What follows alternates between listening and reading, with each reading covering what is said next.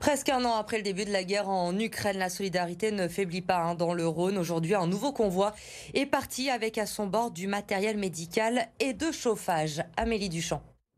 Ils sont une trentaine de bénévoles à participer à ce convoi. Alors ils sont venus de Lyon, de Bordeaux ou de Grenoble. Au total, 11 véhicules pour envoyer 18 tonnes de marchandises à destination de Zamosk, à la frontière ukrainienne.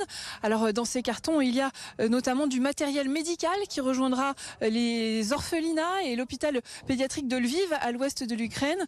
Alors ce genre de convoi pour apporter des vivres ou du matériel, il y en avait eu beaucoup l'année dernière au début de la guerre, mais on avait l'impression qu'il y en avait beaucoup moins ces derniers mois.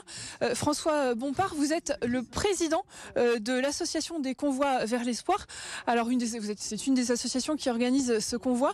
Expliquez-nous, vous n'avez jamais arrêté ces convois. Pourquoi est-ce que c'est important de fournir encore du matériel aux Ukrainiens ? Parce que justement cet élan de solidarité s'est un petit peu tari au fur et à mesure des semaines et des mois, et que malheureusement les besoins sur place sont toujours les mêmes en termes de matériel médical.